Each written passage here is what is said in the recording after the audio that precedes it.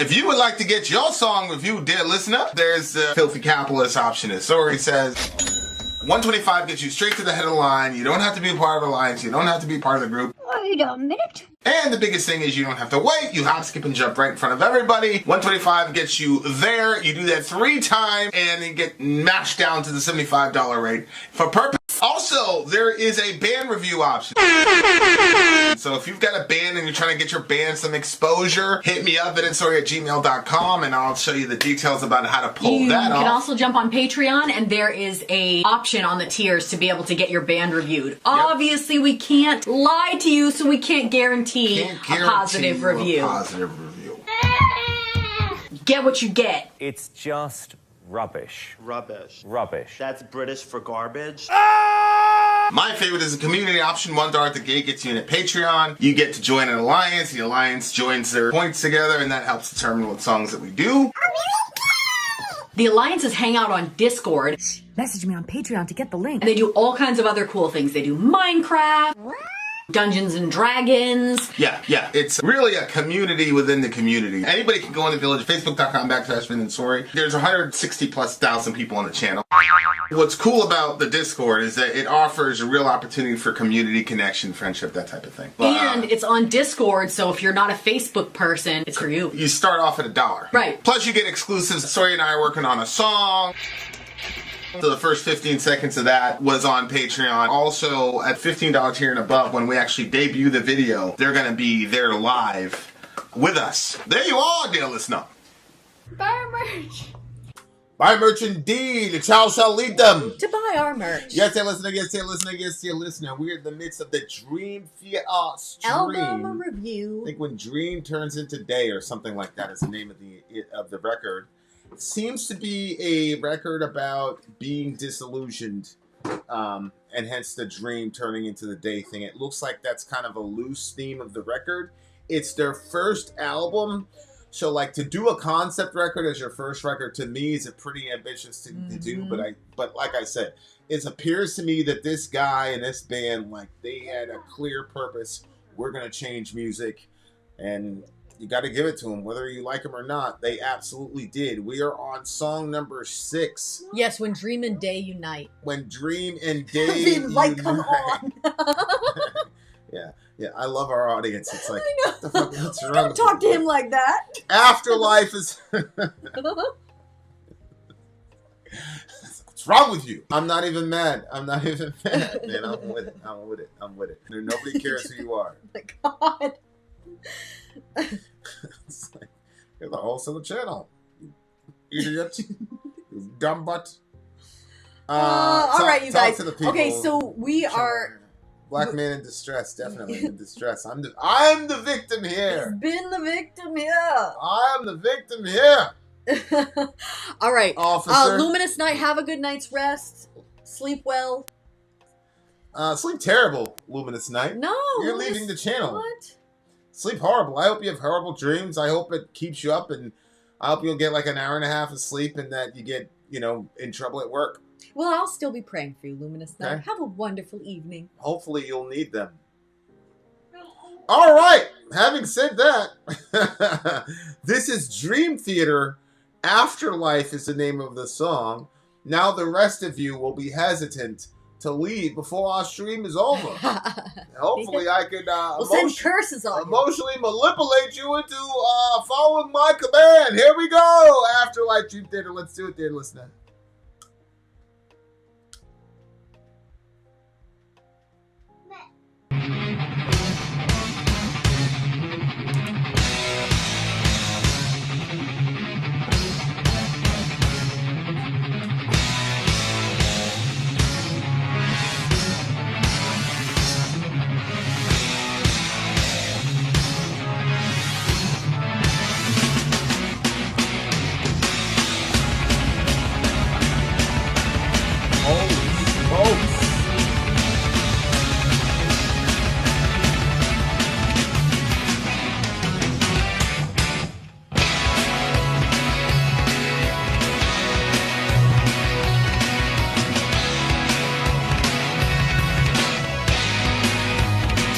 Early 90s video games.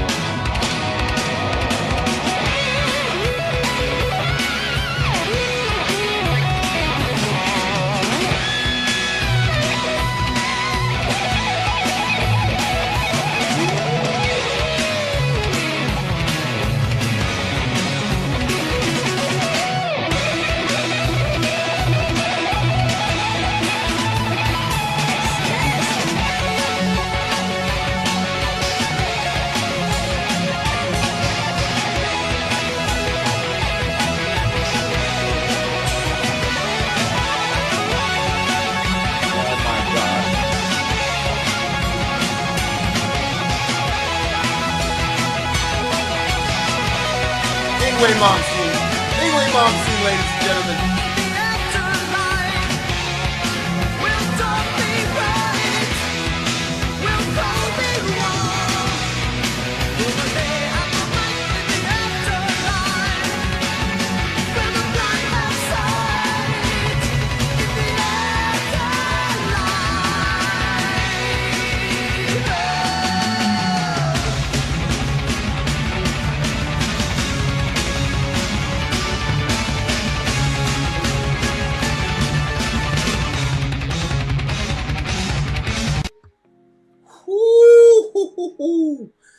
Man, wow, that okay. was the Ingve Momstein inspired Dream Theater song. Ingve Momstein is like Yeah, it was all over, but he was good. I liked it. He was mega fast, mega fast. I liked it, and I actually liked his vocal style the best in this one out of all the other songs. Yeah, there's kind of a, I don't want to say a debate, but a discussion about who he kind of sounds like. In this particular, this is a dude from Journey, dude from Led Zeppelin, I think. Like, there's a couple people were talking about that, which I agree with to a degree. He kind of did sound like those guys. This is a very interesting song, considering the theme of the record, which is like waking up. Don't talk to him. Just sit down. It's the theme of the record seems to be waking up to disillusionment, and so I agree. It's very interesting that they're talking about the afterlife when you're talking about waking up from a dream. You know the when a dream and day unite or whatever. Mm-hmm.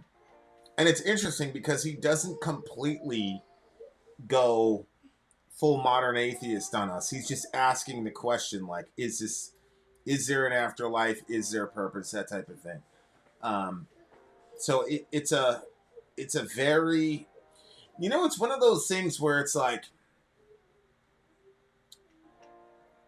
how is such a question to be answered in a way that would be satisfactory? I think one of the things when we talk about self-awareness is that human beings have a propensity to not want certain answers to certain questions. That's right. And the ability for us to self-delude is extremely subtle. Mm-hmm. And the problem with self-delusion is that you can only see it in other people because it's called self-delusion. So you can only see it when other people are doing it to themselves. You can't see it when you're doing it to yourself, because if you could see that you were doing it to yourself, then you wouldn't be deluded. And so delusion is a very, very interesting little mental trap, because there are good reasons for delusion to the God question on both sides. And both sides don't want to admit it, but it's true. So my atheist friends will say, you want an explanation to the unknown, and you're afraid of death, and so you've invented this God hypothesis to answer unanswerable questions and to quell your innate fear of death. Mm-hmm. And that is a very rational argument that makes a lot of sense to me, and is definitely a punch, a liver shot that will land to any honest person. The problem that I have with a lot of my modern atheist friends is that they don't understand that the delusion cuts both ways. A person could easily say, you are denying the existence of God because you want to report to yourself, because you want to be your own God, and you don't want to be held accountable to anybody. Mm-hmm. So you know there's a God, but you're denying that he exists in the way that a criminal will deny that, the chief of police is going to be able to find him. Every criminal is sort of deluding himself into the idea that he can somehow be the Teflon Don forever. Right. So like, that is also a rational reason a person would deny a creator. Makes a lot of sense, because now you're trying to tell me that I'm not the master of my own ship. When you were growing up and your parents were giving you rules, you barely could deal with them, but it's like, okay, cool, fine. But you got out of your house as soon as you possibly could because you wanted to live your own life. So it stands to reason that you would deny that there would be a creator, because you don't want to have to be accountable. And it makes sense that you would trade off an eternity of XYZ for a temporal moment of pleasure or self-will. That makes a lot of sense to me. And any honest person can see that and say, well, that can land. Both of those criticisms can land. So the idea that like one side is delusional and we can just dismiss them. I'm sorry, like I've seen Christians do it with atheists. I've seen atheists do that with Christians. And I'm looking at both of them like, no, like both people have an argument here. Both people have a very solid argument here that can be traced to human nature. Of course, the response that I always give is to ask the question behind the question, which is, why invent any of these categories in the first fucking place if the sky is truly empty? Yeah. People say, you have a fear of death. Why are you afraid of death? Well, because we're evolved to live. No, we're not. What are you talking about? Life came about as a principle. That's a complete mystery to people, to scientists right now. We don't have any workable even hypotheses for abiogenesis. So you have to assume the principle of life first. And then you have to say, everything is designed, everything in nature is going towards the contribution of this one principle, which is life. Mm-hmm. But that doesn't explain evolution. I mean, you can function as a single-celled microbe and be completely fine and live. You don't need to evolve. If life is the purpose of living, right, why do we need to? Why should we evolve and self-improve in the first place? I mean, the microbes are going to inherit the earth when this is all over. Nobody believes anything different. The microbes that were here, 14.8 billion years ago or whatever, they're still around, so they can live. So my point is, there is no satisfactory answer to why we want purpose in the first place if the ultimate principle in the universe is chaos. Yeah, or why when people are at like a deeply suicidal point, when you ask them like, what are your plans for tomorrow or for the future, they don't have any. So correct. Why is it that when we're at our worst, right, we don't have any? Correct. It's a sign that you're in trouble. But there are people that are saying that that's the first principle of all existence, which is non-existence, non-life, non-consciousness, that somehow gave birth to beings who are obsessed with living and living forever. Like, I don't know. It doesn't work for me. Mm-hmm. It doesn't work for me personally. Mm-hmm. Like I said, both sides can be accused of delusion, but there's one side to me that doesn't make philosophical sense for any of the metaphysical realities that we know are true that cannot be measured in a lab. Like, I tried to explain this to one of my friends. He said, God is a circular idea and he can't be proven or disproven. I said, so are the laws of logic.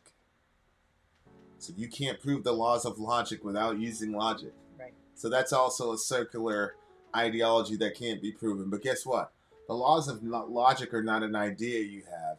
The laws of logic are the means by which you interpret all ideas. Okay, right. So, C.S. Lewis said, he said something to the effect of like, I don't look at Christianity as a candle that kind of lights my way through the dark. He said, I look at it like light itself. Like, that's your ultimate grounding worldview. That's your ultimate, grounding worldview, is that you have to, default to the laws of logic. And the laws of logic are the means by which you interpret the world. It's the means by which you apply the scientific method. And the laws of logic are the means by which there are metaphysical realities that you use every day to interpret your physical world and negotiate things like making right and left turns depending on what you see in the sign and all the rest of it. The red light being stop and the green light being go, all those are operating on contingent logical structures that you use unconsciously every day to live in the world. But those things are metaphysical, unproven, and impossible to prove. So you can't even reason without a uncreated, unphysical, metaphysical reality that you cannot measure in a lab that you need to use to measure everything else in the lab. So we're calling that God, and you're calling the mind of God the laws of logic. We're talking about the same being. Mm.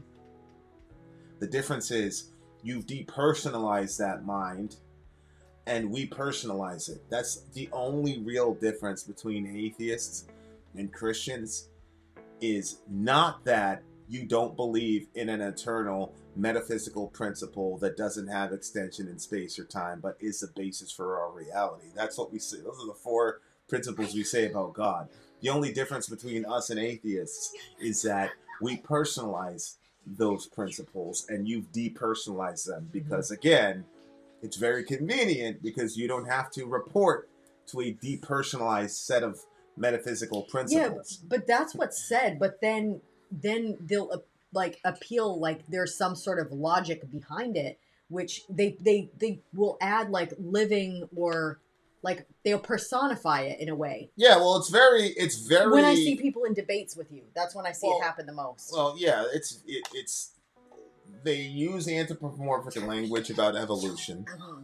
And then they will personalize the universe. So now it's popular to say the universe is this, the universe has a funny way of working things out, blah, blah, blah, blah, blah. Like, as I said, I don't believe... Look, internet atheism had about a 2 or 3 year run, and then it pretty much, for obvious reasons. But I do think that it's an important thing to think about. So kudos to Dream Theater for asking the question. What do you give the song?